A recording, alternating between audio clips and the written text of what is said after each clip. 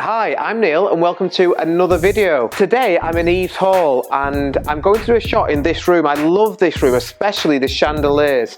So what I'm going to do is expose for the chandeliers, and what that's going to do is make everything else in the room go really dark, and that's going to give me a whole world of like creative opportunities, if you like.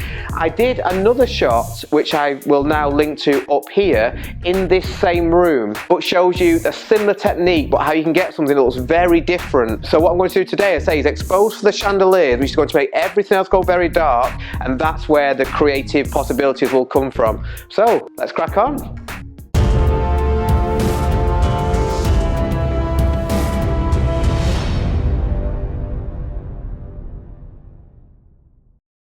So I'm going to start off by just closing these curtains, because what I want to do is create an area which is just very dark. Obviously we've got a little bit of window light coming through at the moment, so I want to get rid of all that. So by closing these curtains, that will allow me to do that. But first of all, I'm going to just take an exposure for the chandelier to give me an idea about what the shot's going to look like. Let's just see. So I want my shutter speed, I'll put that on about a 60th, going to be f4. And this is going to give me a base setting, if you like. You can see now, as I expose for the chandeliers, you see the potential of the image. But because I'm exposing for the chandeliers, you can see how everything else in the room has gone, let's put that on, everything else in the room has gone very, very dark. But this here is where I'm going to place our bride and groom. So I need to light them. But what I'm not going to light them from the front, I'm going to create a silhouette. To do that, I'm going to put one speed light on this stand. I'm going to face it towards the curtains. At the moment I'm not going to put any modifier in it at all. This is going to be flash B.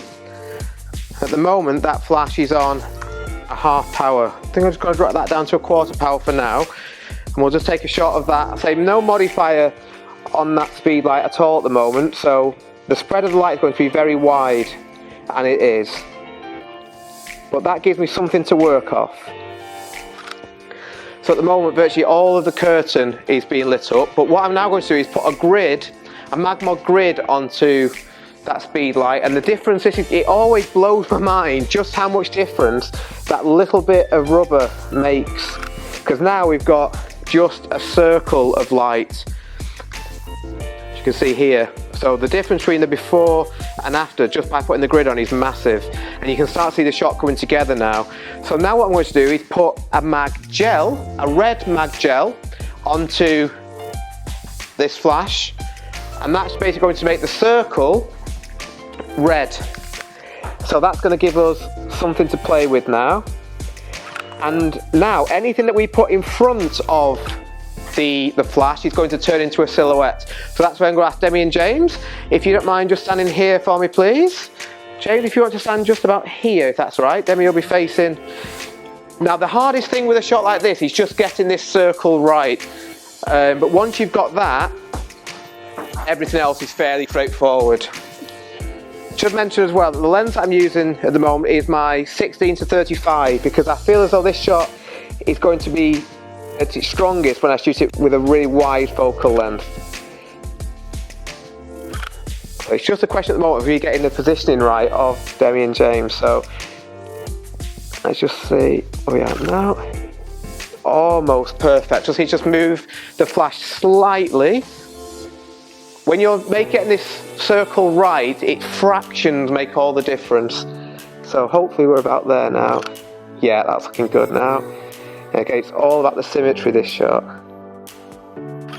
Perfect, you two. I can see a little bit of Demi and James, so I'm just going to change, I'm going to close down my shutter speed a little bit, just to close down any ambient light, and I'm going to turn up the flash from a quarter power to a half, just to make that flash a little bit stronger, and now we're looking good. Just a little gap between your heads, if that's right, you two. Perfect. Yeah, it's looking really cool now.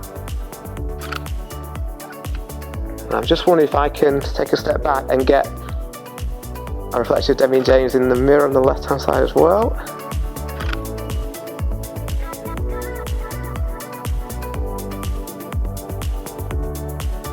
Now once you've got a shot like this, you can then play around a little bit more. So I'm now going to introduce a mirror, this mirror here, my trusty makeup mirror. Let's put that here. Go a little bit wider, so we're going to go to 16mm on my focal length. Perfect. That's cool, you two. Excellent. Then if I could ask you just put your right hand down if that's alright, please. So it's just round, that's it, exactly, just looking at each other. That's amazing. And we're good there. Perfect, you two.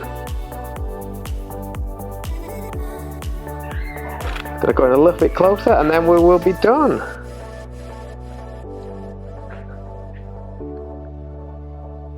The only problem is, with this only being a 2.8 lens, I can't open up the aperture as much as I would like, but it's creating something which is looking pretty decent.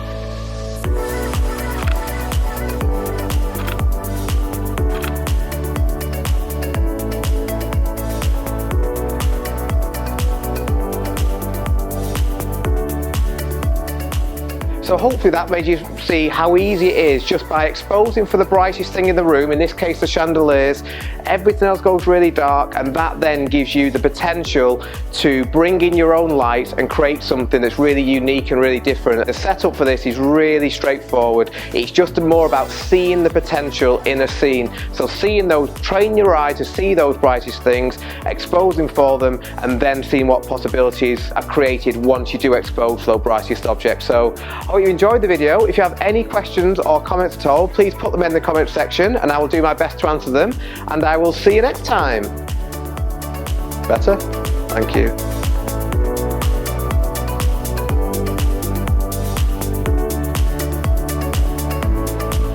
Yeah, I've got loads of people behind you. We should make it too difficult. I think I'll be fine. I feel like I'm going red. It is a bit weird.